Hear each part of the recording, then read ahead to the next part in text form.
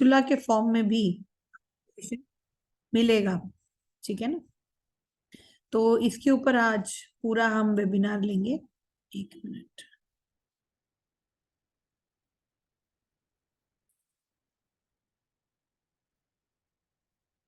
तो anorectal diseases में सबसे पहली श्रृंखला में आता है पाइल्स। अब पाइल्स क्या है? बेसिकली पाइल्स एक ऐसी बीमारी है बेसिकली जिसमें जो पीड़ित व्यक्ति है उसके एनल एरिया में अंदर या बाहर हिस्से में सूजन आ जाती है। उसकी वजह से क्या है, एनल का जो इंटरनल हिस्सा है और बाहर के हिस्से में स्किन जमा होकर मस्से की तरह बनना शुरू हो जाती है। तो ये जो मस्सा है इसमें कई बार खून भी निकलता है, कई बार पेन भी होता है, और मलत्याग के दौरान जोर लगाने पर ये मस्से बाहर भी आ जाते हैं। तो हेमोरॉइड्स जो है वो दो तीन तरह के होते हैं। तो इंटरनल हेमोरॉइड्स होता है, एक्सटर्नल हेमोरॉइड्स होता है। तो ये जब बाहर स्किन जमा होती है तो ये मस्सा बनना शुरू हो जाता है। और मलत्याग जब इंटरनल हेमोरॉइड्स है तो मलत्याग जब भी पेशेंट करेगा तो ये जो मस्से हैं वो अंदर से बाहर आ जाते हैं। और इस समस्या के कारण व्यक्ति को बैठने में भी दिक्कत आती है कई बार। और बहुत बार लोग शर्मिंदगी के कारण इसको इग्नोर करते हैं, जिससे ये प्रॉब्लम जो है वो और ज्यादा बढ़ जाती है। तो बवासीर आखिर क्या है? इसको एक पाइल्स का जो हिंदी नाम है उसको बोलते हैं हम बवासीर। अब बवासीर क्यों होती है? बवासीर देखिए सबसे ज्यादा जो एक रिकरेंट कॉन्स्टिपेशन है, मतलब कब्ज बनी रहना, कब्ज के कारण पेट साफ नहीं होना, मल त्याग में जोर लगाना पड़ना, उसकी वजह से पाइल्स का प्रॉब्लम हो जाता है। जो लोग ज्यादा देर तक खड़े होकर काम करते हैं उन लोगों में भी बवासीर की समस्या देखने में मिलती है। एक और रीजन इसका मोटापा भी है। प्रेगनेंसी के दौरान भी देखा जाता है कि पेशेंट को बवासीर की प्रॉब्लम हो रही है। डिलीवरी के बाद भी ऐसा देखा जाता है कि जो पेशेंट है उसको बवासीर की प्रॉब्लम हो सकती है। ठीक है। अब क्या लक्षण है, अब कैसे समझेंगे कि पेशेंट को बवासीर है? तो सबसे पहले तो है, देखिए मल त्याग के समय अगर पेन हो रहा है पेशेंट को, या उसके साथ ब्लड आ रहा है, म्यूकस आ रहा है, तो ये मतलब कुछ बवासीर की शुरुआत हो गई है। फिर एनल एरिया के अराउंड आपको कुछ सूजन लग रहा है या कुछ गांठ जैसा बन रहा है। ठीक है। फिर एनल के आसपास अगर कोई खुजली जैसा कुछ फील कर रहे हो आप, मल त्याग के बाद भी ऐसा लगना कि पेट आपका साफ नहीं हुआ है, पाइल्स के मस्सों से खून आना, ये इसके मेन जो है लक्षण है। तो कब्ज है मेन, दर्द है, रक्त म्यूकस आना, सूजन, गांठ, खुजली, इस तरह का कुछ भी अगर रिकरेंट हो रहा है तो ये बवासीर के लक्षण हैं। देखिए अपने घर के टॉयलेट को आप बेशक अपने हिसाब से पूरी तरह साफ रखते हो, लेकिन अगर आप घर के बाहर जब भी कभी आप वॉशरूम यूज करते हो तो ज्यादातर लोगों का जो देखिए एक वल्नरेबिलिटी रहती है कि जर्म्स, गंदगी, कीटाणु का डर एक बना रहता है। तो पब्लिक टॉयलेट्स देखने में कई बार साफ रहते हैं, लेकिन कई बार क्या होता है कि वहीं से आपको इन्फेक्शन और बीमारियों का एक जो डर है वो होने की एक पॉसिबिलिटी रहती है। बुखार हो गया, उल्टी हो गया, पेट में ऐंठन शुरुआती लक्षण है जो इन्फेक्टेड स्टूल से या इन्फेक्टेड लोगों के मल से फैलता है। ठीक है ना। तो इसीलिए ये बहुत ज्यादा जरूरी है कि आप ये सावधानियां भी यूज करिए। ठीक है। अब देखिए अगर हम बात करें कि बवासीर किस तरह की होती है, तो बेसिकली ये एक भयानक रोग है। भयानक रोग इसलिए बोलते हैं कि इससे पेशेंट की जो क्वालिटी ऑफ लाइफ है वो अफेक्ट हो जाता है। और दो प्रकार का है, खूनी बवासीर भी बोलते हैं, बादी बवासीर भी बोलते हैं। और खूनी बवासीर में क्या होता है कि इसमें तकलीफ नहीं होती है पेशेंट को, लेकिन ब्लड आता है। तो पहले क्या होता है कि कभी कभी स्टूल के साथ आता है, कभी स्टूल के साथ में टपक के भी आ जाता है, आपको ड्रॉप्स की तरह फील होगा। कभी एक एक पिचकारी की तरह आपको लग सकता है कि ब्लड आ रहा है। और अंदर एक मस्सा होता है। अच्छा, मस्सा भी ये है कि इंटरनल पाइल शुरू में बाहर नहीं आता, लेकिन बाद में धीरे धीरे फिर जो अंदर का मस्सा है वो भी थोड़ा सा भी जोर लगाने पे बाहर आ जाता है और फिर अंदर चला जाता है। लेकिन जो स्टेज 3 पाइल्स है उसके अंदर क्या होता है कि वो बस मस्सा भी बाहर नहीं जाता, वो बाहर ही रहता है। तो ये बहुत ही ब्लडी पाइल्स जो है वो बनना शुरू हो जाता है। बादी बवासीर में क्या होता है, पेट खराब रहता है पेशेंट का, कब्ज बनी रहती है, गैस बहुत बन रही है, बवासीर की वजह से पेट बराबर खराब रहता है।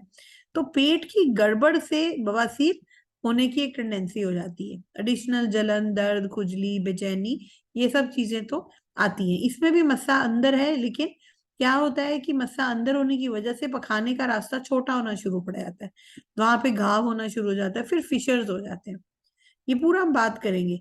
जैसे जैसे बवासीर पुराना होता है वो बगंदर में चेंज हो जाता है, उसको फिस्टुला बोलते हैं। तो ये बहुत ही मतलब है कि सबसे पहले पाइल्स हो रहा है, पाइल्स के बाद फिशर आ जाता है साथ में कई बार, और फिस्टुला। ये जो है पखाने के रास्ते कुछ व्यक्तियों में इस तरह से आनुवंशिकता, मतलब जेनेटिकली भी आपको ये देखने में पड़ता है। अच्छा, जो लोग बहुत ज्यादा खड़े रहते हैं, जो भारी वजन उठाते हैं, कुली हो गया, मजदूर हो गया, वो लोग ज्यादा बल्कि जल्दी इस बीमारी से पीड़ित रहते हैं। और कब्ज जो है वो इसका मेन रीजन है। तो क्यों? क्योंकि कब्ज जो है बवासीर को जन्म दे रही है। कब्ज की वजह से मल सूखा हो रहा है, कठोर हो रहा है, ड्राइनेस बहुत ज्यादा बढ़ रही है। मल त्याग के वक्त रोगी को काफी देर तक पखाने में उकड़ू बैठना पड़ता है। उससे ब्लड वेसल्स पे जोर पड़ता है, फूल कर वो लटक जाती है। तो इस तरह से जो बवासीर है ये धीरे धीरे धीरे गंभीर होना शुरू हो जाती है। अच्छा, प्रारंभिक अवस्था है अगर, तो कुछ घरेलू उपायों से ही आप देखेंगे कि बवासीर पेशेंट का काफी स्टेबल हो जाता है जल्दी। अगर आप कब्ज को दूर करें, जैसे आपने अगर वाइटियम का आपने कमबख्त कब्ज दिया पेशेंट को, तो सिर्फ उसका कब्ज तक ही बात हल हो जाएगी। कि अगर आप 1 चम्मच कमबख्त कब्ज देते हैं रात को सोते हुए कोसे पानी के साथ, तो उसी से ही जो पेशेंट है उसको काफी आराम लगता है। लेकिन कई बार क्या होता है कि कब्ज के साथ साथ अगर आप लाइफस्टाइल चेंज नहीं करते हैं, लाइफस्टाइल चेंज माने कि तरल पदार्थ नहीं ले रहे हैं, हरी सब्जियां नहीं ले रहे हैं, फल नहीं ले रहे हैं, तली चीजें ज्यादा खा रहे हो आप, मिर्च मसाला जो है उसको युक्त हेवी भोजन कर रहे हैं, तो उससे जो है आपका जो लाइफस्टाइल खराब होके पाइल्स की तरफ ज्यादा गड़बड़ होता है। ठीक है ना? अच्छा, फिर ऐसे पेशेंट रात को कमबख्त कब्ज लें, उससे इजी रहता है, मल त्याग इजी हो जाता है। गुदा के भीतर आप रात को सोने से पहले, सुबह मल त्याग के पूर्व थोड़ा सा एक हल्का कोकोनट ऑयल अगर आप लगाएंगे तो मल विकास भी सुगम हो जाता है। और गुदा के जो बाहर लटके मस्से हैं, सूजे जो मस्से हैं को अगर आप थोड़ा सिट्स बाथ पानी में थोड़ा बिठाएंगे पेशेंट को नमक फिटकरी डाल के, तो उससे भी पेशेंट को बहुत आराम मिलता है। तो ये सिकाई, गर्म पानी का सेक, ये सब करना बहुत ज्यादा जरूरी है। ठीक है ना? तो ये जब सब चीजें होती हैं तो धीरे धीरे पेशेंट को बेटरनेस होना शुरू हो जाता है। देखिए, समझने की बात है कि ये बेसिकली ऐसी संरचनाएं हैं एनल एरिया की, एनल एंड रेक्टल एरिया की, कि ये मल नियंत्रण में हेल्प करती हैं आपको, और जरूरी भी है। ये ड्राइनेस हो जाती है, सूज जाती है, तो फिर क्या होता है कि इनका जो कुशन है वो खराब हो जाता है। तो खूनी बवासीर में मस्से खून खून हो जाता है उसके अंदर पूरा, और खून गिरना शुरू हो जाता है। बल्कि बादी बवासीर में मस्से काले रंग के होते हैं, उसमें खुजली, पीड़ा, सूजन, ये चीजें ज्यादा रहती हैं। और आप देखोगे बादी बवासीर के अंदर अतिसार, डायरिया पेशेंट को ज्यादा रहता है। आईबीएस वाले लोगों को बादी बवासीर होने की एक रहती है। और हमारी जो गुदा है उसके अंदर 3 बलियां होती हैं, प्रवाहिनी, विसर्जनी और सवर्णी बोलते हैं उसको। तो उसमें ये जो मस्से होते हैं वो इन एरियाज के अंदर होने शुरू हो जाते हैं। तो बादी आपको देखिए मोटा मोटा इतना पता होना चाहिए कि 2 तरह की बवासीर है, बादी है और खूनी है। बादी बवासीर में गुदा में सूजन हो सकती है, दर्द और मस्सों का फूलना, इस तरह के जो लक्षण है ये देखने में मिल सकते हैं। खूनी बवासीर में आपको नजर कुछ नहीं आएगा, लेकिन पेन है और ब्लड देख सकते हैं। इवन पेशेंट का जो ब्लड है, जो अनीमिक हो सकता है पेशेंट, क्योंकि इतना कई बार पेशेंट को ब्लड का एक विस्तार होता है। और इसका जो कारण है वो बहुत ही अज्ञात है, लेकिन जो मोटे मोटे कारण जो हम देखते हैं वो लाइफस्टाइल है, कॉन्स्टिपेशन है। ठीक है ना? और देखिए, सिंपल सी चीज है, अगर आप पेशेंट को बता रहे हैं कि आप उपचार तो हम देंगे, लेकिन अगर आरंभिक उपचार के साथ आप फाइबर इंक्रीज कर दीजिए, तरल पदार्थ इंक्रीज कर दो, तो पेशेंट के जो लक्षण है वो गंभीर होने से पहले ही आप उनको बेटर कर सकते हो। तो बाहरी मतलब इंटरनल बवासीर है या एक्सटर्नल बवासीर है, दोनों के अंदर ही आपको गुदा के आसपास कठोर गांठ जैसा फील होगा, दर्द हो सकता है, खून आ सकता है, शौच, आपको इनकम्प्लीट इवैक्यूएशन लगेगा, लगेगा नहीं कि मेरा पेट साफ हुआ है, पेशेंट खाता है कुछ फिर जाता है, खाता है फिर जाता है, इस तरह से। और शौच के वक्त पीड़ा बहुत होती है। तो ये चीज बहुत ही देखने को है कि आप पेशेंट को कैसे आप उसको हेल्प करोगे। और शौच के वक्त पीड़ा भी होती है, खुजली, शौच के वक्त म्यूकस आना शुरू हो जाता है, बार बार पेशेंट को मल त्यागने की एक इच्छा रहती है।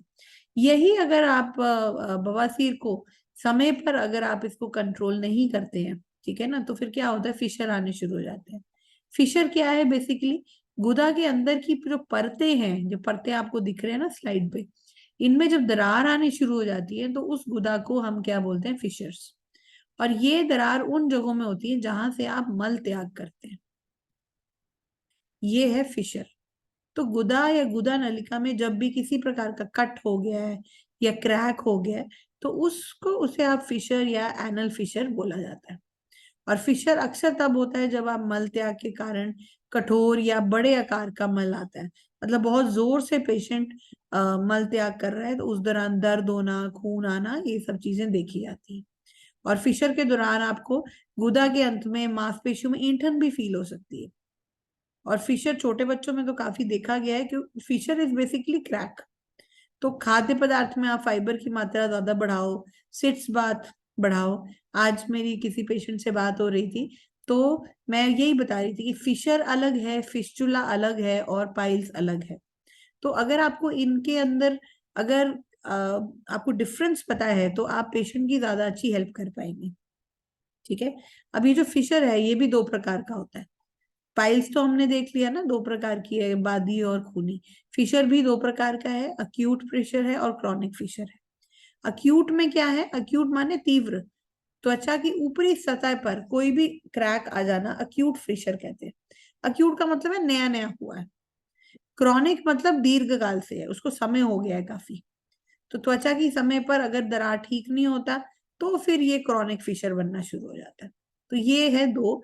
और इसके लक्षण क्या है, लक्षण वही सेम है जो मेन है, कि गुदा में कोई भी फिशर है तो आपको मल त्याग के दौरान दर्द होता है। आपको ऐसे लगता है कि जैसे कुछ चुभ रहा है आपको, और ब्लड आ सकता है मल त्याग पर, मल पर गहरा लाल रंग दिखाई देना दे सकता है।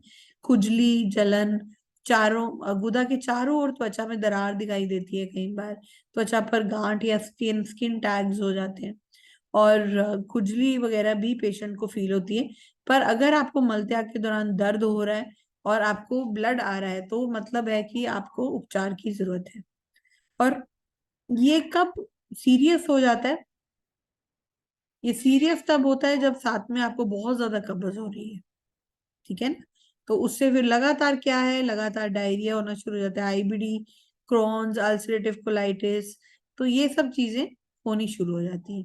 और कई बार पता है बचपन से ही कुछ लोगों को एनल फीचर होता है, फिर जैसे जैसे उम्र बढ़ती जाती है तो गुदा क्षेत्र में ड्राइनेस बढ़ने से और रक्त प्रवाह जो है उसमें कमी होने से फिशर की समस्या और ज्यादा बढ़ जाती है। इवन आप देखेंगे प्रेगनेंसी, पोस्ट प्रेगनेंसी में भी ये चेंजेस हैं। फाइबर युक्त आहार का सेवन कम करना, उससे भी हो जाता है। गुदा में खरोंच लगना, गुदा मलाशय में सूजन होना, ये जो चीजें हैं इनसे भी ये प्रॉब्लम्स आती हैं।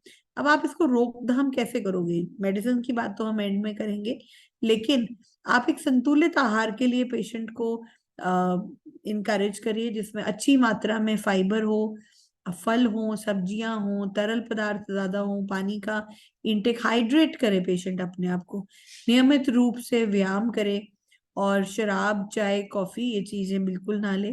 पाचन और आंतों के स्वास्थ्य को बनाए रखने के लिए ये सब चीजें जो हैं कब्ज के रोकथाम में हेल्प करती हैं। तो इसको बहुत ज्यादा जरूरी है कि आप इसको फॉलो करें। देखिए, पाचन और आंतों के स्वास्थ्य को बनाए रखने के लिए आपको कब्ज को ठीक रखना जरूरी है। शौच जाने की इच्छा है, आप उसी टाइम जाइए, उसको वेट मत करिए। किसी भी वेग को रोकना आयुर्वेद में इसीलिए मना किया गया, क्योंकि आंतों में वो जमा होना शुरू हो जाता है और फिर क्या होता है कि वो मल कठोर हो जाता है अंदर पड़े पड़े। वो कठोर होके फिर वो गुदा में दरारें करता है, निकलने में दिक्कत आती है। इवन आपको पेशेंट को बोलना चाहिए और खुद भी ये चीज प्रैक्टिस में लानी चाहिए कि टॉयलेट पे बहुत देर तक नहीं बैठे, बहुत ज्यादा जोर ना लगाए। उन सब चीजों से एनल एरिया में दबाव पड़ता है और फिर फिशर, फिस्टुला या इन चीजों का एक वल्नरेबिलिटी बढ़ता जाता है। अब फिस्टुला क्या है, फिशर और फिस्टुला में क्या अंतर है बेसिकली? देखिए, फिस्टुला जो होता है बेसिकली वो अंगों और नसों के बीच में एक जोड़ रहता है, ये मतलब एक रास्ता बना लेता है अंदर, ठीक है। प्राकृतिक रूप से नहीं होता, आंत व त्वचा के बीच में बन जाता है, कई बार योनि और मलाशय के बीच में भी बन जाता है, इसको बगंदर भी बोलते हैं। तो एक छोटी नली के समान रहता है, तो एक हिस्सा कई बार आंत के अंत के भाग को जुड़ गुदा के पास की त्वचा से जोड़ देता है। तो कोई भी अच्छा इसमें संक्रमण हो जाता है, पस हो जाती है, तो फिर ये इजीली ठीक नहीं हो पाता, ये बहुत पेनफुल होता है। और ये आपकी जो गुदा नाली है इसमें पस में इकट्ठा होते होते होते फिर ये आगे और गहरा होता जाता है। और पस को निकालने के लिए अगर वो रास्ता अगर आपने पूरा नहीं उसको साफ किया तो इसकी काफी बड़ी नली अंदर तक बन सकती है। लक्षण इसके सिंपल हैं, दर्द है, सूजन है, सामान्य रूप से मल नहीं आना, गुदा से लगातार कुछ रिसाव होना, ये जो सब चीजें हैं ये बगंदर में देखी जा सकती है। और कारण अच्छा इसके भी जो प्रकार हैं वो चार तरह के हैं। इंटरस्फिंक्ट्रिक होता है, मतलब आपके जो स्फिंक्टर्स हैं उसके अंदर ट्रांसफिंक्ट जगह के हिसाब से है, सुप्रा स्फिंक्टरिंग स्फिंक्टर के ऊपर, एक्स्ट्रा स्फिंक्टरिंग स्फिंक्टर से साइड में। तो ये बेसिकली गुदा में आपको ये देखने को मिलते हैं। बहुत कम स्थितियां हैं जो बगंदर का कारण बन सके, जैसे क्रोन्स हो गया, रेडिएशन, ट्रॉमा, टीबी हो गया, डायवर्टिकुलस होता है, इन सब चीजों में ये देखा जाता है। तो सिंपल बगंदर आप इस तरह से याद कर सकते हैं कि सिंपल बगंदर है तो एक या एक से ज्यादा बगंदर होने को सिंपल बगंदर कहते हैं। जब एक ही बगंदर की बहुत ज्यादा ट्रिब्यूटरीज बन जाती है उसको आप क्या कहते हो, लो और हाई भी बोल सकते हैं हम। क्योंकि ये मतलब फैलता जाता है बहुत ज्यादा, कम या ज्यादा। तो लक्षण वही सेम है, गुदा में बार बार फोड़े हो रहे हैं, आसपास दर्द या पेशेंट को दर्द हो रहा है, ठीक है ना। और मल करने में दर्द है, रक्तस्राव है, गुदा के पास एक छेद से बदबूदार या खून वाली पस निकल रही है। पस जहां आ गई एनोरेक्टल एरिया में तो आप समझ जाइए कि वहां पे फिस्टुला में चेंज हो गया है, ठीक है ना। तो बार बार पस निकलने से गुदा के आसपास के एरिया में जलन होनी शुरू हो जाती है, बुखार होना, ठंड लगना, थकावट महसूस होना, कब्ज होना, सूजन होना, इस तरह के जो सिम्टम्स हैं वो देखने को मिलते हैं। और ज्यादातर बगंदर गुदा में फोड़ा होने के बाद होते हैं, तो ये फोड़े से पस निकलने के बाद भी ठीक नहीं हो पाता, तो उससे क्या है वो अंदर ही अंदर और ज्यादा खराब होता जाता है। और इनसे बल्कि आप देखेंगे कि जो कारण है इसके क्रोन्स है, क्रोन बहुत ही लंबी चलने वाली बीमारी होती है, इसमें पाचन तंत्र में पूरी सूजन हो जाती है। डायवर्टिकुलस है, मतलब बड़ी आंत की जो परतें हैं उनमें थैलियों में सूजन हो जाना, फिर गुदा के आसपास की त्वचा में फोड़े दाग पड़ना, टीबी हो जाना, इस तरह से चीजें बनती है। अब ये क्यों होता है? शुगर पेशेंट है, धूम्रपान कर रहा है, शराब, मोटापा, गुदा में कभी चोट लग गई है, कुछ रेडिएशन पेशेंट को पड़ा है ऐसे टाइम पे, इन सब चीजों से ये जो बगंदर है वो होने की संभावना रहती है। तो आप इसको रोकेंगे कैसे? पर्याप्त मात्रा में आप फाइबर खाइए। कब्ज है तो या सूखा सख्त मल आ रहा है तो बगंदर होने का खतरा हो सकता है। पर्याप्त मात्रा में फाइबर, फल, सब्जियां, कब्ज अगर आप बेटर करेंगे, ठीक है ना, तो आप काफी इन चीजों से बचते रहेंगे। पर्याप्त मात्रा में पानी पीना बहुत इंपॉर्टेंट है। जितना हम तरल पदार्थ अंदर डालेंगे उतना हमारा मल मुलायम रहेगा, मल निकलने में भी आसानी रहेगी, ठीक है। शराब और कैफीन अवॉइड करिए, व्यायाम करिए, शारीरिक गतिविधि करना बहुत जरूरी है। तो रोजाना आप कम से कम 30 मिनट्स का व्यायाम करिए, पाचन तंत्र अच्छा रखिए और मल को अधिक देर तक मत रोकिए, इसका खास ख्याल रखिएगा, ठीक है ना। तो मल को नहीं रोकना है। टॉयलेट में मल करते समय पर्याप्त समय ले, लेकिन बहुत देर तक अंदर बैठा ना रहे सोफा समझ के। और मल करने के लिए ज्यादा जोर नहीं लगाएं, क्षेत्र को सूखा रखिए। हर बार मल आने के बाद आपको अपने आप को हाइजीनिकली अपने आप को साफ सुथरा और मेंटेन करना चाहिए। और अ, अगर आपका कब्जी हो रही है तो आपको बहुत जरूरी है कि आप लैक्सेटिव लीजिए और साथ में कुछ ना कुछ उपचार ले सकते हैं। तो अब YTM आपको क्या ऑफर करता है, इस पे बात करते हैं। YTM आपको कमबख्त कब्ज देता है, जिससे आप अपना जो कब्ज है उसको कंट्रोल कर सकते हैं। 1 चम्मच ही काफी है वैसे तो, पर एडिशनल अगर बहुत ज्यादा क्रॉनिक कॉन्स्टिपेशन है, आप 2 चम्मच कमबख्त कब्ज भी दे सकते हैं पेशेंट को गर्म पानी के साथ। और फिस्टुला हो गया, पाइल्स हो गया और फिशर हो गया, सब में जो हमारी एक कॉमन टैबलेट जो चलती है वो है पाइलेंट। हरीत की, इंद्रजव, दारू हरिद्रा, गूगल एलोवेरा हरिद्रा, सबके एक कॉम्बिनेशन से बनी हुई है। ये ब्लीडिंग पाइल्स को भी कंट्रोल करती है, इचिंग को कंट्रोल करती है, लैक्सेटिव का काम भी करती है, पाइल्स में तो काम करती ही करती है। तो 2 टैबलेट्स 3 टाइम्स अ डे आप दे सकते हैं 2 हफ्ते के लिए। 2 हफ्ते के बाद आप 2 टैबलेट्स 2 टाइम्स अ डे तक कर सकते हैं। 3 से 4 महीना डिपेंडिंग अपॉन की पाइल्स कितनी पुरानी है उसके हिसाब से, ठीक है ना। तो ये आप दीजिए। दर्दनाक संक्रमित रक्तस्राव जो है वो बवासीर से ये राहत देगी, आरामदायक है, तो आप दे सकते हैं। टैबलेट के साथ साथ सिरप का भी उपयोग किया जा सकता है, ठीक है ना, तो उससे और पेशेंट को फायदा होगा। यही अगर पेशेंट को साथ में खुजली है और साथ में बहुत ज्यादा गैस बन रही है, आप एम्ब्रोसिड या लिपसिड उसको पेशेंट को दे सकते हैं, ठीक है ना। एम्ब्रोसिड आपको मालूम ही है कि एम्ब्रोसिड बहुत ही ज्यादा हाइपर एसिडिटी, हार्ट बर्न हो गया, जनरल जो गैस्ट्रिक इरिटेशन है उसमें काम करती है। तो आप 2-2 गोली दिन में 3 बार सुबह शाम खाने से पहले आप दे सकते हैं, 2 से 3 सप्ताह, और उसके बाद फिर उसको लेटर ऑन आप उसको 2 गोली दिन में 2 बार भी कर सकते हैं। तो अच्छा, इसके साथ साथ अगर पेशेंट आपको लग रहा है कि फिस्टुला की तरफ जा रहा है या फिशर बन रहे हैं, ड्राइनेस बहुत हो रही है, तो उसको साथ में इम्यूनिटी प्लस का कॉम्बिनेशन भी दीजिए। सेलुलर लेवल पे जब आप साथ में काम करेंगे, पेशेंट का इम्यूनिटी भी बढ़ेगा, उसका इरिटेशन जो सिस्टम में आ रहा है वो भी ठीक होगा, इलनेस के खिलाफ उसके एक इम्यूनिटी बनेगी, मस्कुलर पावर बढ़ेगी, डाइजेस्टिव सिस्टम बेटर होगा। तो उसके ऑल इन ऑल सारे जो एनोरेक्टल प्रॉब्लम्स हैं वो ठीक हो जाएंगे। तो मोटा मोटी अगर कोई भी फिशर, फिस्टुला या पाइल्स का प्रॉब्लम पेशेंट को आ रहा है, तो आपने 2-3 चीजों का ख्याल रखना है। एक तो पेशेंट को आप बताइए कि लाइफस्टाइल को कैसे बेटर करना है, खाने में क्या चेंजेस लेकर आने हैं, तरल पदार्थ कैसे होने चाहिए, एंड सेकेंडली कि आप पाइलेंट का यूज दीजिए पेशेंट को, ठीक है। पाइलेंट के साथ साथ में पाइलेंट सिरप दे सकते हैं, और कमबख्त कब साथ में दीजिए, और डिपेंडिंग अपॉन कि पेशेंट का क्या प्रॉब्लम है वो आप पेशेंट को बता सकते हैं कि इम्यूनिटी प्लस साथ में लगा सकते हैं, या लिवसिड या एम्ब्रोसिड का कॉम्बिनेशन दिया जा सकता है, ठीक है। सो और साथ में सिट्स बात के लिए भी पेशेंट को बोलिए। उससे क्या है, आपका एनल एरिया जो है वो पूरा स्टीम हो जाता है, तो जो पेशेंट को बहुत ज्यादा ड्राइनेस या पेन है उसमें उसको आराम मिलेगा, ठीक है। So I think that is all.